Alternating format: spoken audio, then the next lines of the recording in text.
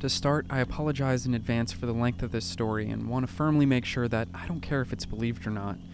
If you cannot believe it, I can only say I understand and wouldn't myself if I hadn't experienced it. This was 3 years ago. I was doing postgraduate study which concerned Aboriginal communities.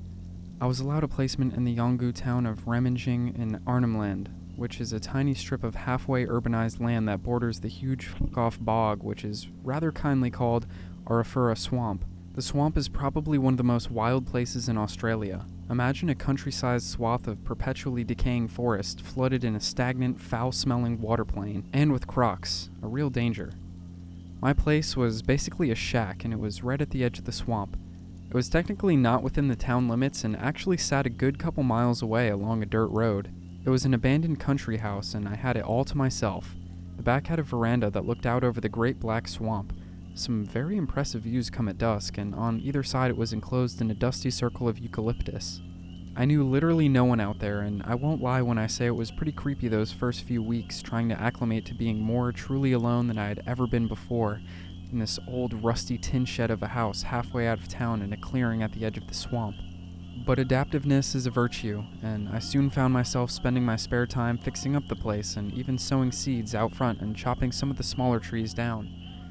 I remember my pride as I felled a small tree for the first time after hours of panting.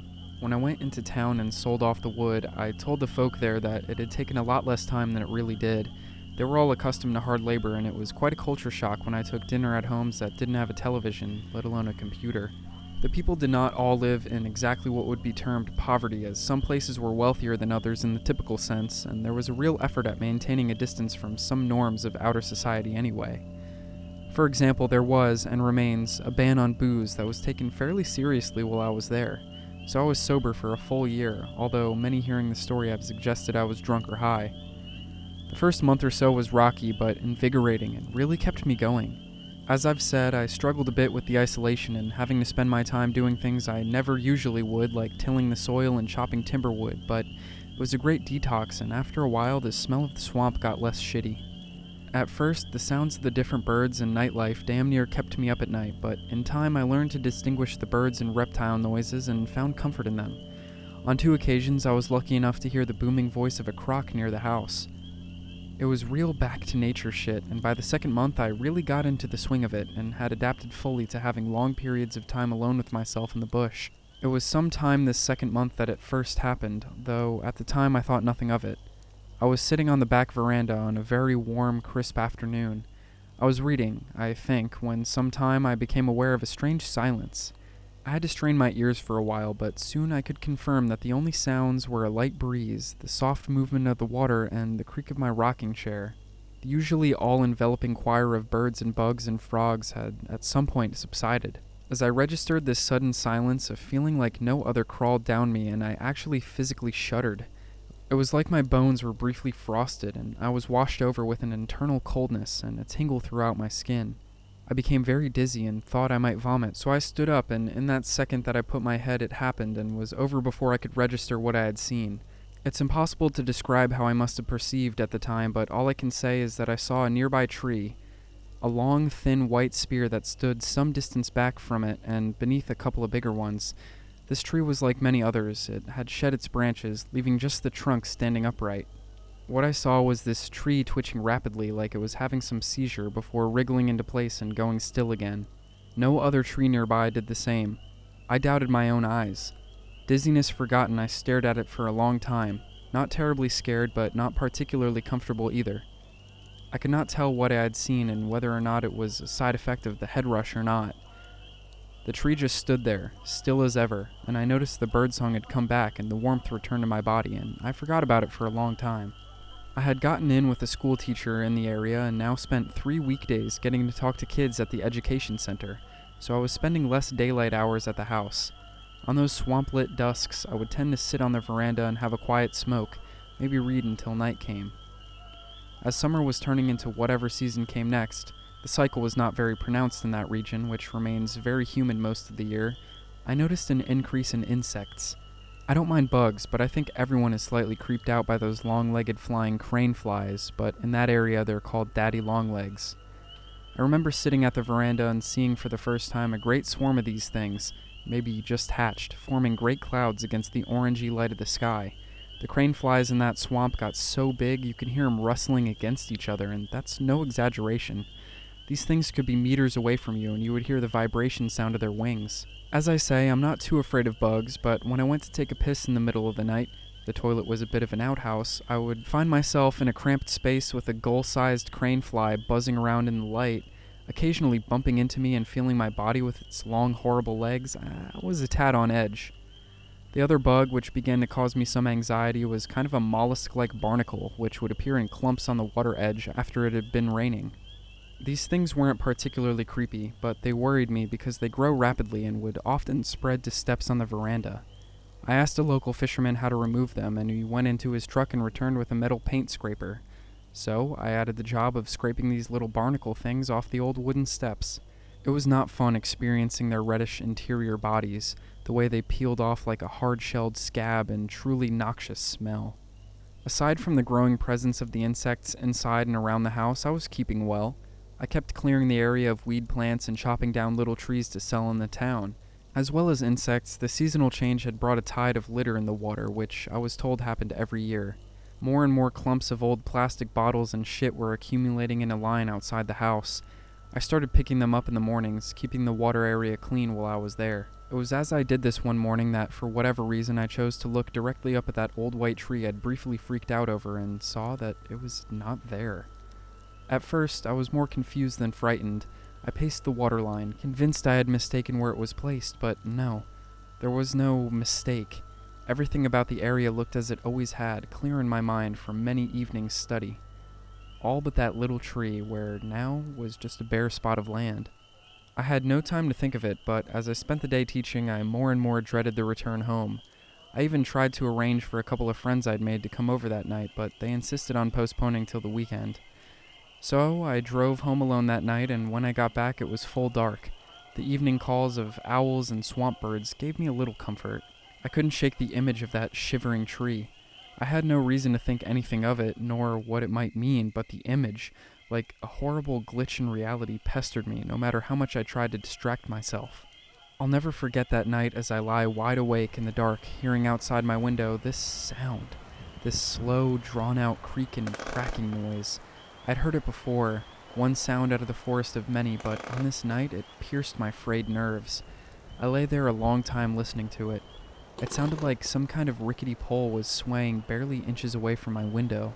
I was too shit-scared cowardly to look out the window, so I examined the patch of moonlight it cast on the floor. I could see so many moving things, the limbs of the trees in the wind, that it was impossible to make out anything. Then, with total clarity, I heard this dreadful noise against the glass.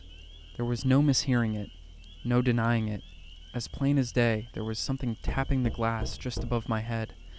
There was no tree growing near the window, nor even a bush or anything else for that matter. I frantically tried to think up contrived reasons. Maybe the gutters had fallen loose and was tapping on the glass in the wind, or it was one of those crane flies hitting the glass. But I couldn't bring myself to look, so I laid there, rigid, pretending to be asleep. I waited like this for about 20 minutes before the noise faded. It took me a while to work up the nerve to look out, but of course when I did, there was nothing there. After a while, it was easier to convince myself that it was actually something normal, that it was just a minor thing, and I got to sleep. The next day was particularly bright. It was the kind of heat that's thick and palpable in the air, which is saying something given the usual weather. In a way, my memory of the day, revisited so many times, is saturated in heat, like a photo that gets dimmed over time left in the light. When I first got up, it was just another day. The events of the previous night and the odd tree were forgotten as I went through the automatic morning rituals. I hadn't really gotten hot yet, and everything was nicely lit. The view of the swamp was gorgeous. The sun behind the canopy seemed to frost every leaf with gold. There was an upswell of bird noise, and I saw a couple of waiting birds out for lizards or frogs, anticipating the heat of the day. I worked a lot on my study in the morning. After a few too many coffees, I came down with that overstimulated restlessness and couldn't focus on work anymore, continuously looking out the window and finding chores to do. The view out the window was especially appealing. The caffeine and brightness projected everything in rich detail. Seeing some rubbish on the shoreline, I convinced myself to go dredge it out. So, happily I went down to the water and mucked about the little islands and rivulets picking up the junk that had floated in overnight. Or maybe some had just been bobbing there a long time before I came. It was hard to tell. Stacking it up into a little pile of gunk. This is when some strange things happened. In one moment, I noticed a bound book, half buried at a detritus bank around the shoreline. Consciously, I picked it out of the rest, having a feeling about it. So I crack it open. It was a bit encased in mud and opened up a couple of pages. It was the annual collected issues of a business journal. There were lots of different issues with covers and stuff. It seemed business-oriented. At the back, however, there was a list of the year's grants that included scholarships for university work. Scrolling the list of scholarship grants, I saw in plain delight, my name. I haven't told this story to many people, but whenever I do, they seem unimpressed by this fact. Of course it was there. I did have a scholarship, and it was a business journal with a list of scholarship grants. I know, and I'm not saying that it was paranormal necessarily, but understand how weird it felt to be the furthest you've ever been from home, pick up a random book out of the water, and you see your own name in it. Regardless of how stupid it was, I shivered. I closed the book and put it in the junk pile. Then I stood to get up and saw a man standing on the other side of the stream watching me. Already a little unsettled, I nearly shat myself when I saw him. It wasn't just that I hadn't seen a single other person on the property since I'd been there. It wasn't just that he was standing there silently looking at me, but he was also standing half behind the trunk of a tree, so I could only see one arm and a leg and one half of his face. But he wasn't hidden at all and couldn't have been trying to be. He was just standing halfway behind a tree. His shirt and pants were browny gray and pretty faded into the background, but his face and limbs were white and stood out in contrast. Before I had time to collect myself, I saw one arm waving at me in a friendly gesture, not at all threatening. I waved back and then stood there, not knowing what to do because he didn't make any movement. He just stood exactly where he was, looking at me. There's no way I'm approaching this guy, so I just wave again, kind of vaguely pointing towards my house to indicate I'm going inside or something. He waves back, but still doesn't move. So I head back to the house, trying to carefully maintain a steady pace, for some reason not wanting to walk too fast to give away how rattled I was. Once I dared to look over my shoulder and caught sight of his leg. He was turning back and going into the forest. Slightly relieved, I went back home and locked the doors. I wanted to latch the windows even, but the heat contained in the house was already great enough with them open. The wallpaper glue was visible on the walls like sweat. The isolated events now weighed on me heavily. While previously none of these weird incidents had overwhelmed my experience, I was now unable to stop my heart racing, stop scaring myself with thoughts of that man standing behind that tree. With great difficulty, I calmed myself enough to decide that heading into town was the best option. Not trusting the security of my place, I decided I would bring my laptop and stuff. So, I'm sitting at the table, brooding over my breakfast bowl, and I become aware of a disturbance of light on my right-hand side. I turn and, holy fuck, there's a face right there. I swore aloud and stood up, nerves on the edge of actually splitting. The face leans back and I see two arms raise. It's the man, his shirt and whiteness making me instantly aware that it was the creep from the swamp. I hear him say, "Sorry, didn't mean to scare ya," or something like that, and he didn't know the place was occupied, that he saw me down by the swamp and was intrigued by a stranger to the place. He asked to come in. I said yes, what else could I do, and went to open the front door for him. For a moment he stood on the doorstep, then smiled and gave me his hand to shake, and said thanks and nice to meet you and such. Then he came in. Up close, the guy looked pretty old. He was encrusted in tan, but clearly white, and his skin looked pretty cracked up and wrinkled in places. His face had a spooky quality, even though it wasn't particularly fucked up. It's just hard to explain. It wasn't a major difference or anything, but his face, and especially his expression, just seemed a bit younger somehow than the rest of him. I was probably just dazed off the heat and the day's events, but this has stayed in my memory, how his face was just a little off. It was sort of awkward, me walking pointlessly into the kitchen and him just standing in the doorway between it and the hall, smiling but not talking.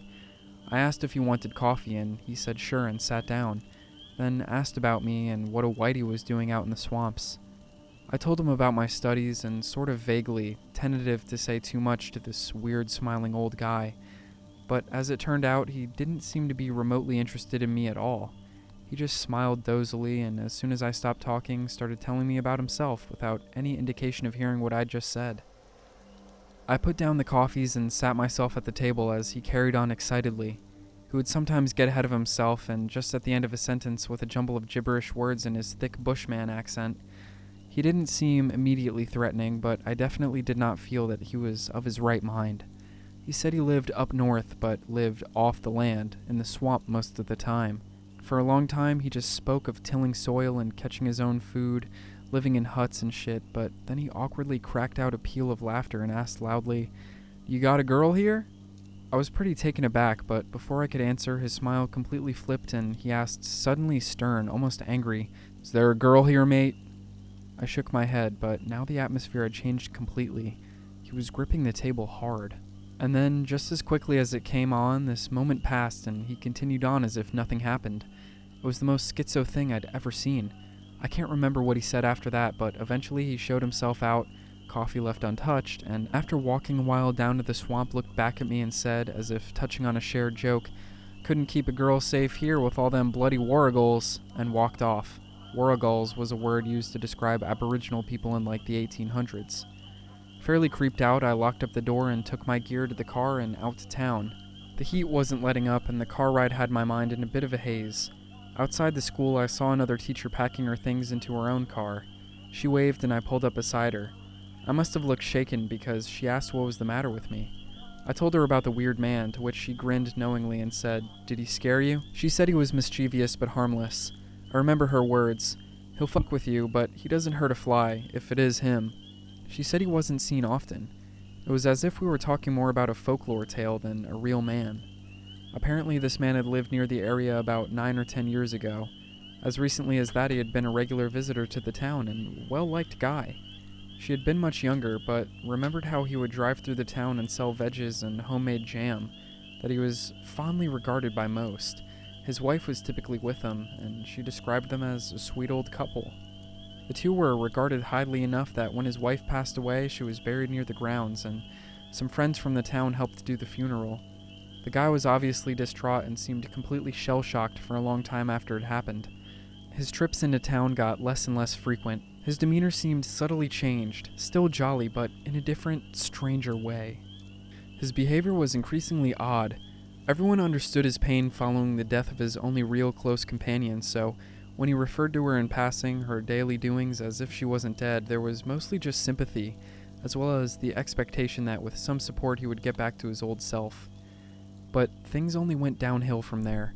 There were uncomfortable encounters when he asked people if they'd seen her around, to which there could be no easy response. The discomfort was not lessened when he started showing up disoriented, crying, telling people his wife had gone missing and that a search party needed to be formed immediately. Things came to a head when someone refused to dance around the issue and simply told him the fact of the matter. His wife was dead, buried not far out of town. By all accounts, the man's response had been shocked, though not as unhinged as perhaps expected. He sort of sadly accepted what he'd been told and wasn't seen around town for a while. But the next time he came back, his behavior was only worse. He announced that he didn't trust a single warrigal, and he knew that they'd done something with his wife. After some drunken spiels against warrigals and anger at their having stolen his wife, keeping her captive somewhere, he was strongly dissuaded by some of the local leaders from coming to the town as he used to, and seemed to understand because he wasn't seen in town ever again. Word spread from some of the northern bars that he'd been seen drunk as a fish, telling anyone who would listen about the swamp warrigals that tormented his wife in her final days, driving her mad with their mischief, and how he hadn't believed her until it was too late. He was now fully convinced that a tribe had taken her away and were holding her captive somewhere in the swamp. It also emerged that he had lost his house and his car, but he was still seen from time to time at the outskirts of the swamp, hunting. Eventually, he wasn't even a regular at any bars, and as the years passed, he faded into a half-mythical figure, the mad old man of the swamp. Yet, he was real. Sometimes hunting parties from the town would see him, even trade with him despite his full-fledged hostility towards any and all warrigals he met. So, this was the story she told me. She stressed, as I will hear, that she couldn't confirm any of this, having only memories of the man's happy years and having not seen him since. Some of the tale probably was just the garnishing of a legend. But the fact that he was out in the swamp for long periods of time was a certain, and the hunting parties which came across him always reported that he was convinced of his wife's continued existence as a captive to some unknown tribe somewhere in the swamp. Now this tale left me feeling overwhelmed and exhausted, but nonetheless a bit relieved. The frightfulness of this man was cut down a fair bit by the patheticness of his story, and I felt a bit sorry for him. But I still didn't want to go home for a while and spent some time alone in the town before heading back out. I got home just past dusk, when there was still a faint light about things. But as I tentatively looked around the house, half expecting something to pop out and scare me, I was aware of a greater darkness than usual. It took me a while, but I investigated the windows and found that on those facing the swamp there was a growing layer of those stupid barnacle-looking mollusks. It's hard to describe what it was like seeing a cluster of these cramped on the glass, but if you've seen the inside of a rock clinger, the fleshy part under the shell, you've got a good idea. I almost gagged. I didn't much want to, but I worked up the nerve to go out and scrape them off. Well, the whole bottom part of the wall was practically packed with them.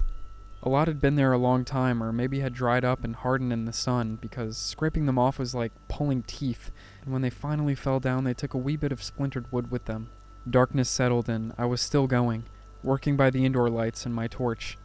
It was only once I'd finished, leaving a sickly smelling pile of the things at the base of the wall, piles of husks that I couldn't be bothered to do anything with, that I realized how late it was, and the deep silence that permeated everything. Little sounds were painfully heightened, enhanced by my frayed nerves, like tiny drops of water somewhere nearby as a bird or fish or something moved about, and the slight rustling of leaves on a mostly still night. I had the feeling of being watched. Now I was well aware that it was just my mind playing tricks on me, but after the day's events I couldn't be bothered putting up with this mischievous old man, so I quickly shone the torch across the tree line, fast enough to catch him if he tried to run away, but there was nothing. So I dragged the light along the bank slowly, scanning carefully for any signs of movement. Every sound I heard was him f***ing with me, and I shook a little. Then, as my grip steadied a little, I saw it, a cluster of dead vines, or a tree maybe, half slumped, half warped around the base of a big old conifer. For whatever reason, I couldn't help but focus on it, something about it seeming distinctly out of place. Remember, I'd had a long time to get to know the panorama of the swamp, and something uncertain struck me about this white clump. Then, in one horrible movement, it pulled back and went behind the tree. For a moment, I could do nothing, paralyzed by fear when the silence was broken by a loud series of creaking and cracking sounds. And I knew something large was moving through the bush. Wasting no time, I bolted indoors, and you can imagine the sleepless nights I spent there, damn near pissing myself every time I heard even an owl or the house creak. The smell of those f***ing barnacles had permeated the house. The smell alone, like sulfur, could have kept me up.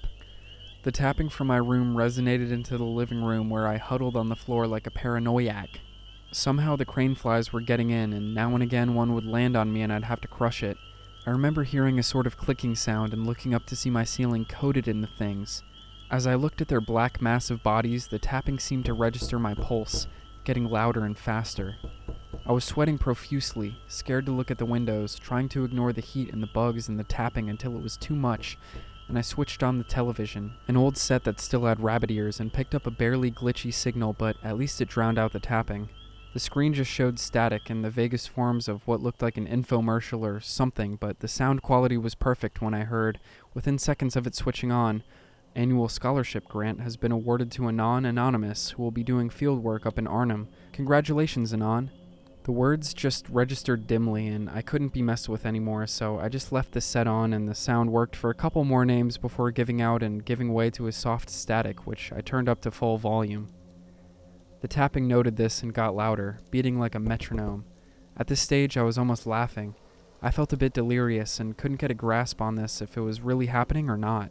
Then a different sound beat down on the corridor, a hard, loud knock at the front door. I waited in terrified stillness. There came another knock, then a voice. "Hey, Anon, you home?" The voice was familiar, my friends from the town. I'd forgotten they were coming over this weekend. "Hey, Anon, we're meant to be hanging out, remember?" But why was he over at 3 a.m.? "Come on, man, I can see you through the window." I looked up at the big windows, but I could only see the dark night outside. Batman? Maybe I could see some vague thing? My friend waving? Or just trees brushing against each other, or bugs at the window. It was impossible to tell. The thought of letting another person in made me realize the state I was in, the number of bugs on the walls and the ceiling, and that god-awful smell. I shouted out that I was going to let them in, just be a minute. No response. As I scaled the corridor, I noted that I couldn't hear the tapping anymore. I flicked on the outdoor light but couldn't make out a thing through the dappled glass window on the door. I took the handle and cranked open the big front door and looked out onto an empty deck and the barren front section. I called out if he was there or not.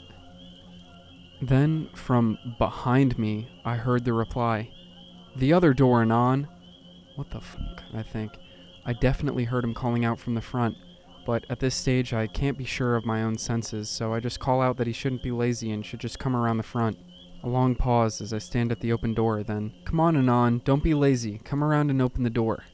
At this stage I feel barely awake, hardly registering my steps as I move back down the corridor. As I near the side of the house where I scraped off all the barnacles, the rank smell increases steadily, and I approach the back door, look through the window to see if anyone's there.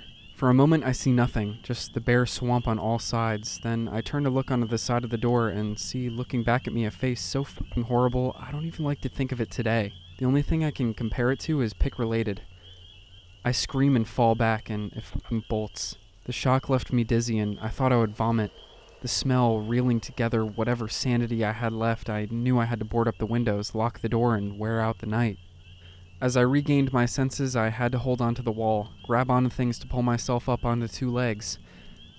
Once I did, I was still wobbling on my ankles like a seasickness when I heard the unmistakable scatter of pots across the kitchen floor. I turned and realized that I'd left the front door wide open. The heaviness of the heat in the air seemed to sink into my pores and weighed me down into the corner against the back door. The chills that ran down my body were palpable. I couldn't have made a sound if I wanted to. I was entirely fixed on stilling myself and listening with an almost morphine clarity, the adrenaline, I guess.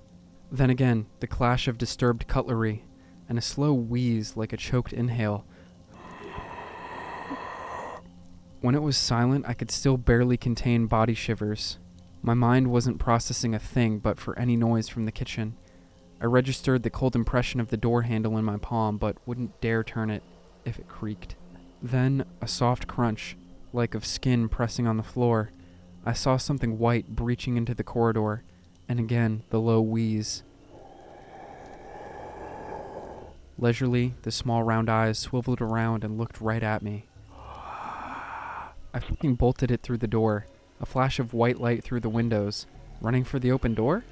I burst forward blindly and ran, not knowing which direction or where. I couldn't afford to care that I was heading straight into the swamp. The idea of turning back for the car or going around the house was, once I started running, a debunked option. It didn't even occur to me. The feeling of mud permeating and squelching in your shoes and the knowledge of it caking there making every step painfully loud. More than once my foot caught a tough root and I fell ass over tit, but again I just couldn't afford to recognize it and just got back up every time. There was no visibility even by the time my eyes should have been adjusted to the light. Any moonlight was totally obscured by the overcrowded canopy. As I ran, there were no sounds, but by the time my body had run past its limit and I was drunkenly heaving through the trees, sweating, I heard a lot of bug noise on the water and occasionally snippets of bird wings shaking off nearby and weird croaks. Frantically, I tried to pick out that awful wheeze, but I couldn't focus on it for any extended period because doing so seemed to make the experience into a practical reality instead of just the fever dream I was trying to bring myself to process it as. There came a time when I wasn't even moving at speed, was just a sweated out mess, borderline unconscious and soaked in mud. There was no sign by which to gauge where I was, only the huge figures of the trees around and the lumps of mass of the swamp. My knees started slipping under me and I heard a splash that silenced all the bugs as I slumped into the water, my entire body succumbing to that pins and needles numbness all at once. Face half buried under the waterline, I only jerked my head up with difficulty, and the brackish water smelled richly of that sulphurous reek. For a long time I lay there, in a small pool to myself, my skin sensing nothing around it. Gradually the bug noise returned on the water surface, and it seemed like I could hear the distinct clicks and water plops of each one. Nothing of the light nor sound changed. If there was a moon, it was lost under layers on layers of branches and clouds. It was impossible to tell how much time had passed. I couldn't even guess how long it had been until this weird noise emerged, slowly from somewhere to the east of me. Immediately, I knew it was no animal or forest sound because it was the sound of television static. The bug life went quiet, and even the sound of the water in the canopy seemed to die out as this thick white noise spread out and neared. It took all my strength to muster just one arm. There was now the quiet splish-splosh of feet in the water, growing louder. Outstretching the arm, it felt like every sinew in my shoulder would snap. My fingers gripped the first thing they found, and I sensed my body being pulled forward. Somehow, mud-covered, shivering like all hell, and every joint burning, I slumped into the upturned husk of a log, and out of the bare scraps my energy left in me, I pulled myself fully into the dark tube. This muffled the dim splish-splash of footfall. There I sort of fell limp like a rag doll, unable to exert any more. Somewhere nearby I heard a faint. Now I couldn't control my breathing or stillness. I could see nothing but for a crescent slither of the log opening near my feet. The inside of the log was very cold and clingy, but my discomfort meant nothing as I strained out onto the little crescent slit of visibility. For a moment it was blotted out by something big and white. The sound of static was overwhelming, as if a television had been dumped into the bog. But then the thing was gone, and in time the noise faded. And in more time the bug noise picked back up. I don't know when I passed out. My clothes were wrapped on my bones and had dried there. This was the same for the mud in my shoes. For a moment I thought I was paralyzed. Then an inch of crushed log under me gave way, and I realized I was half fossilized into the shit. My eyes were so encrusted with dirt and gunk that at first they wouldn't open, and there was a dull stinging as I peeled my eyelashes apart and the full light of the sun burned through, overwhelming my senses. It took me a little while to realize I was awake and where I was. The compost odor of the log's interior and the brushing sense of things moving around under me and certain wet objects winding slowly through my hair alerted me to that. The feeling of worms across my scalp, curling at the roots of hairs, should have made me want to carve out all of my hair, but there was no way to think about this which made sense to me anymore. I wanted only to pull myself out of the husk and get back to the house. I knew I had to pack my things and not return. There was no recovering from this. Yet at some level I knew how truly lost I was already, and how hot the day was, and how parched my throat and mouth were. My retinas were burned ragged with heat and too little sleep. As I lifted myself up, bending my knees and dragging my body out bottom first, I noticed something different under my arm, a distinct lack of feeling in my armpit. As I peeled myself out into the shallow pool of last light, shedding spiders and worms falling out of my hair, I examined myself. There were a lot of cuts on the arm where the mud was scratched off, but then I lifted up the arm, and this time there could be no calm, and I screamed aloud, again and again and again, when I saw the whole of my armpit overfilled with a great hardened cluster of barnacles. I screamed so much I was dry heaving and fell onto my knees in the water. In a moment of panic distraction, I forced myself to notice how the pool reflected the blue of the sky exactly. Without the blackened trees, the scene would appear like two intersecting planes of sky and glass. But the feeling of all those thousands of little shells forming piles in my armpit, and the little islands of them that filed down my arm and into the dips of my ribs, concentrating myself, improvising a gross curiosity, I took my hand to the rock-like outer surface of the main lump and gritted my teeth as my nails scraped down, catching on some of the gaps and then prying as hard as I fucking could. There was a loud crunch, and a lightning bolt of pain struck my side, causing me to reel over once more. A crack had appeared in the lump, under which was the pinky red of the inner goop. But I couldn't shake the awful source of that pain, the feeling of their thin little roots pulling and popping in my skin. Finally I vomited. The numbness of it was now overcome by a hyper-awareness of all the little roots spread out in my meat. It took my all just to push past the sensation to find a rock. With the rock firmly in hand and sweating hard, I brought it down once, twice, and again on the mass. Each time it cracked and popped, but the pain worsened and the throbbing, horrible awareness of all those roots only increased, like they were clinging harder in there. Then, somewhere through the trees, I caught the smell of smoke, and I began moving towards it full speed, delirious. There's a whisper of crackling fire, and all I can do is follow desperately. The emerald light of flames burned through the air, and the rich smell was so reassuring that for a moment I forgot about the horrible things in my body. I stumbled out of the conifers into a small clearing which looked like a drained patch of bog, where a crude sort of timber hut looking hastily assembled just from a few trunks offered a little cover. The fire was burning only a few meters off, unshielded from a pile of dry twigs and leaves, with no regard to the hut. Then my eyes were drawn to the outer rim of the clearing, marking its boundaries against the water, where had been erected several sharpened pikes, each adorned with the black faces of rotting animals. They mostly seemed to be dogs or possums, but it was impossible to tell the degree to which most had rotted away. The sight of these things, intermittently swamped by the smoke, was something to behold. "Who is it?" came a voice, and it occurred to me that a figure was moving somewhere inside the wall of smoke. "Please," I blurted, hardly coherent. "I'm sick. I need help." The figure was still a while, then moved forward, unshrouded by the blackness. I recognized immediately the bushman's old young face, at first unsmiling, squinting, then beaming, alert and wide-eyed on seeing me, as if to say, "I'm so glad you could make it." Here, my memory falters. I know I collapsed a few times, maybe fainted, because the guy told me so. To this day, I can't remember how we got into his hut, where I was splayed on an unstable stretcher bed, and he told me to be still while he got something. Next thing I know, his dry old fingers are pressing something into my mouth. Pills, and I swallow them automatically. Then while his fingers are in there, he sort of wriggles them about. They taste like shit, and starts hooting with laughter. Then a drink bottle nozzle, a drink of water to wash them down. I asked what it was, and he busied himself with something in a bag for what seemed like minutes before announcing tramadol. As the painkillers took effect, I drifted in and out of sleep. When once or twice I woke, it was to see the man crouched at my side, working hard on the armpit, and a dull scraping noise, but no feeling whatsoever. At his side, I caught sight of the ugliest-looking dog I'd ever seen in my life. It looked like it had crawled, full-formed out of swamp matter, its body either wet or hairless, looking like black mats of folded leather. There was a loud noise of blunt objects grinding against each other, a sick puking sound, and then the slow schlup of each length of roots being dragged out, some snapping off halfway out where they dangled limp from my bloody little holes under my arm. The sight made me so nauseous, and I looked at the dog, its grisly mouth unfolding into a smile as he dropped the bulk in his hand into a bucket where it hit with the soft, wet sound of a hammer on a bunch of eggs wrapped in a wet towel.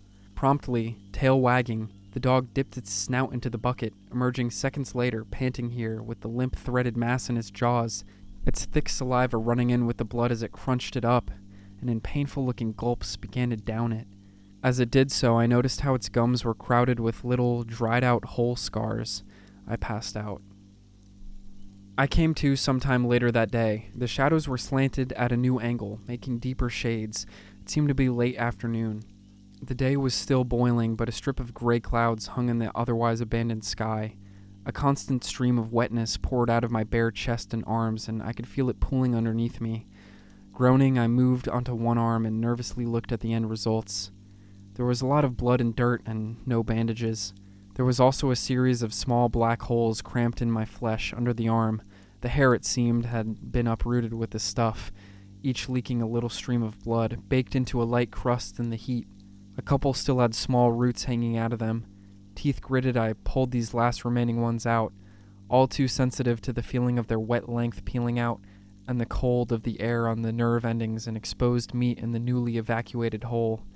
As I leaned on the arm to sit up, I felt the ungodly sensation of all the holes stretching open and taking in a collective gasp of cool air. But the fever seemed to be fading somewhat. I wanted to thank the man. He was nowhere to be seen, and I was too weak to call for him, but I saw that prehistoric-looking dog was still at my side, panting happily. I put my hand down and rubbed the side of its face. Then, when it moved closer, I patted it slowly. It panted and salivated. The shadows grew longer, and I managed to put both feet off the bed, leaning at the waist to pat the dog, which was loving it.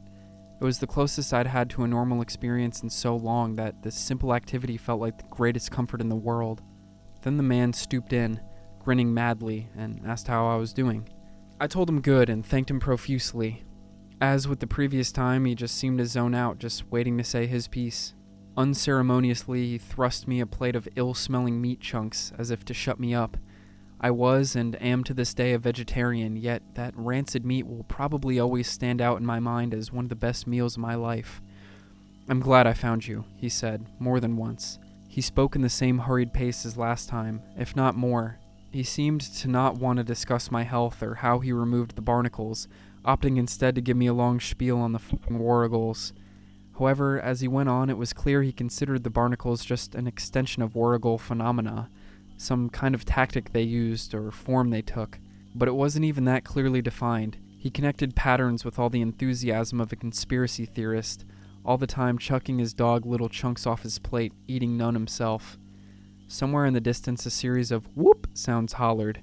My ragged nerves demanded I jarringly stick my head out in that direction, and the old guy just went on talking. I observed the sky was quickly becoming more overcast. They were getting trickier, he said, but the end was so near. I asked how far it was to town. He didn't hear or care and gave me a stern look as he said he knew he was close now. He'd found pictures of her, he said, and his eyes lit up.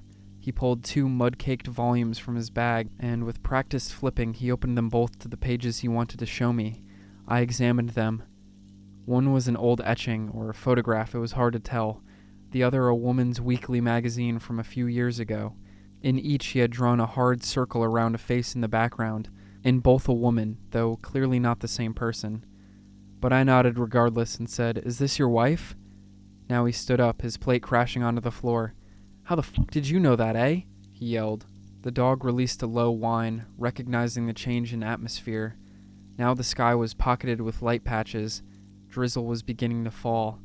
Improvising out of fear, I said that he'd told me about it at my house the other day, and repeated what I'd heard from my friend in town, but as if I wholeheartedly believed it.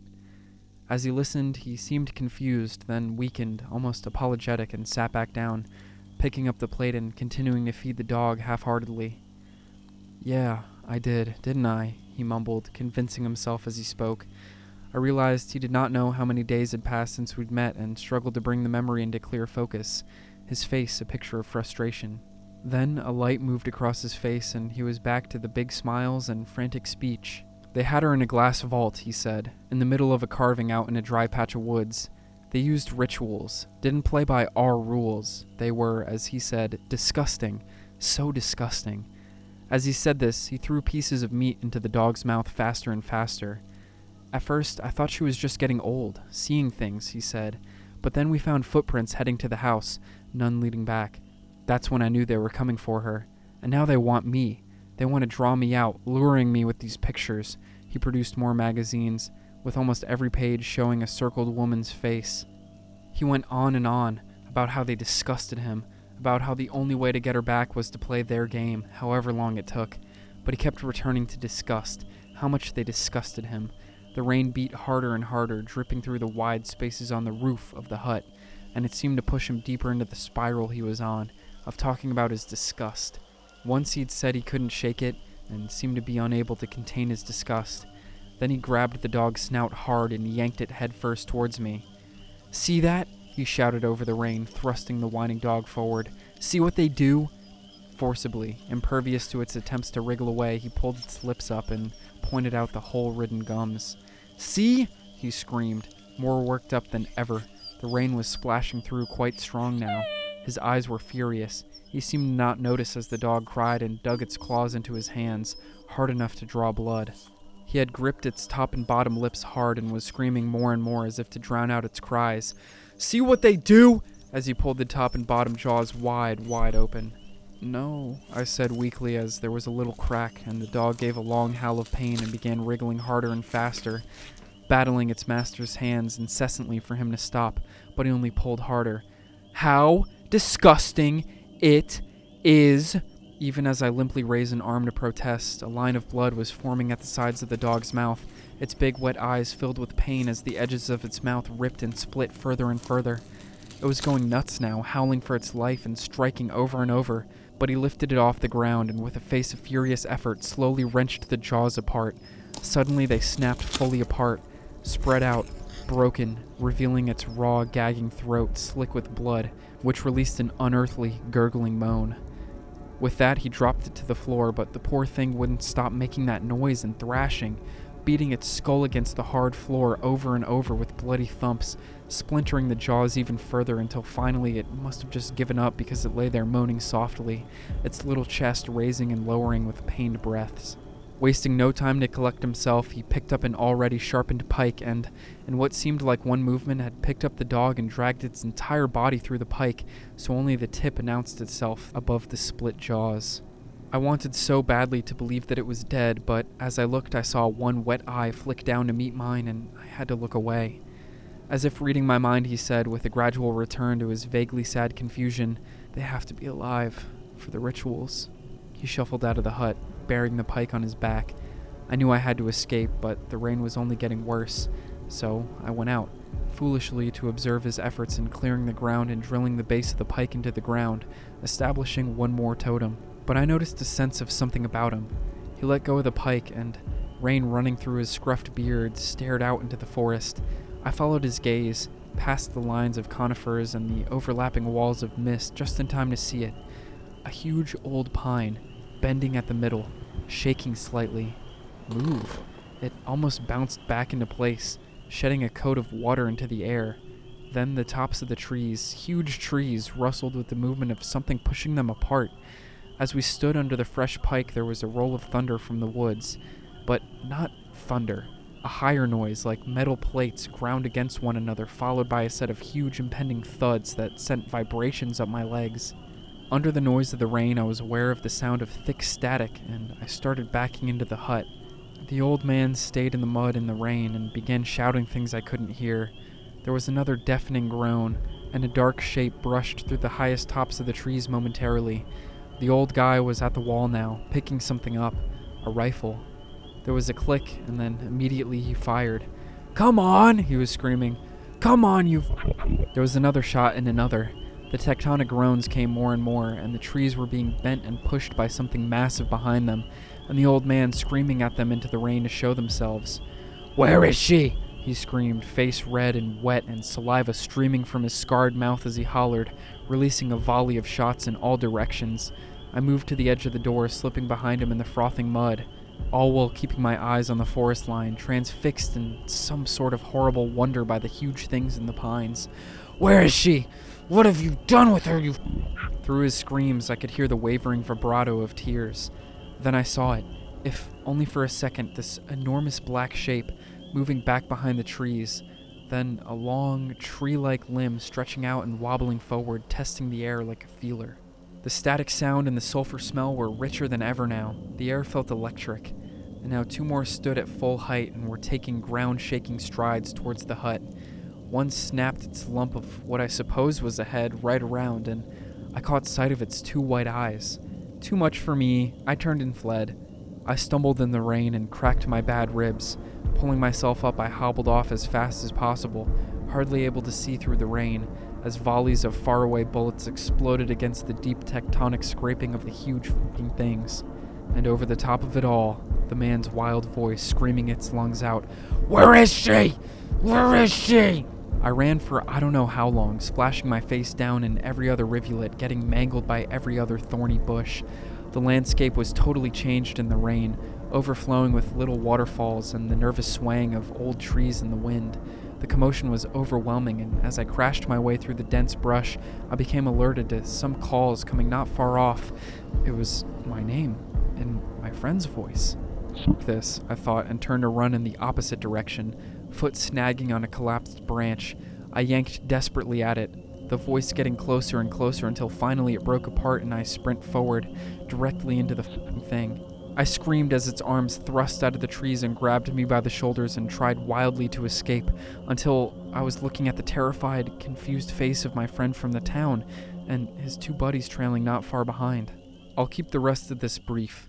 Needless to say, I refused to return to the house, so I was driven by one of my friends back to one of theirs. They reckoned I was suffering from exposure and got me a change of clothes and things. I was either unable or unwilling to tell my story in full. To this day, I remain quite unwilling, for obvious reasons. I only showed them the holes in my armpit and the parts about the mad bushman. I deliberately excised everything else. Back in the comfort of a lit, warm room, with the storm rattling the windows outside as if taking place somewhere far, far away, I no longer trusted my own experience and fell into a sort of waking lucid dream state, not quite conscious and rational, but nonetheless aware of the impossibility of my own experience. But how had they found me, I asked. They exchanged odd, worried glances. Then I was told this story. We went to yours at the arranged time. When we got there, we saw all the windows and doors were locked, even though it was sweltering, so we knocked at the door. No reply. We figured you had gone for a walk or something, so we sat on the front porch smoking durries, cracked a few beers, and then a full hour passed and we decided to get up and go. Right as we did so, though, here he paused, obviously uncertain about how to retell this next part, well, someone shouted from inside the house, saying you weren't home. I was awash with full-fledged body shivers as he said those words. Well, we thought, what the fuck, seeing as we'd been there for an hour and only now the guy decides to speak up? So we ask who it is. No reply. So we knock again, and this voice coming from directly behind the door says that you've gone into the swamp. We keep asking questions, asking to be let in and knocking at the door, but we got no more responses. At first we thought, well, that it was just you pulling a prank, but as the rain came in, we figured we ought to at least check just in case. I let this information sink in. Then I asked, why did they think it was me pulling a prank? Why would I do that? Now the mood got really awkward and many more glances were exchanged. Well, said my friend slowly, looking right into my eyes. Well, the thing is, it was your voice. The next few days were spent recuperating. My friends said they would put me up until I found a different place, but it was clear now I couldn't continue there. I was no longer myself, didn't act the same, seemed rattled out of my own persona, and I knew the popular consensus was that I had gone mad. I got looks in the street, and I didn't blame them. When I resigned from the teaching position, it seemed a relief to the other staff. I guess word of my descent into madness spread fast. Only my friends, who heard for themselves that unexplainable voice behind me, they were good to me in the following days, returning to the house that I was never able to go back to and collecting my stuff. 3 weeks later, I was driving back home to a family who cried a lot and kept saying that I would get better, more for their own sake than mine. But I did get better in time. I kept in touch with the friends I'd made there and completed my thesis on the back of the short experience I'd had. I won't bore anyone with the details of my reintegration period except to say that it was hard and ongoing. There's only one more thing to add. It happened as the place was being emptied of my stuff. One of those people who helped was the school teacher who had been so kind to me, and like the blokes who found me out in the woods, didn't treat me like a nutter. She said it almost in passing for some reason, though I'm certain she was aware of its full meaning.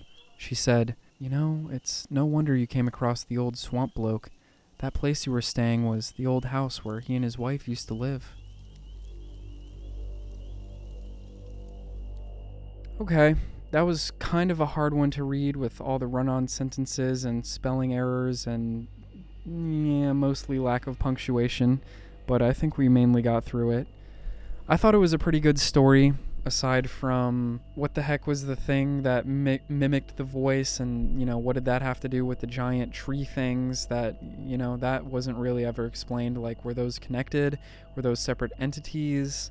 I don't know, but I think it was fun. I think it was a fun story. I liked the old guy being in it, even though he was a little crazy and he killed that dog. That kind of sucked, but otherwise, I don't know. I thought he was a pretty good character, and I do think this was a good story all in all. Yada yada, whatever. Hope you enjoyed. Thanks for listening. Love you, bye. The tapping from my room resonated into the living room, and now 2 more stood at full height and were taking ground. Wow.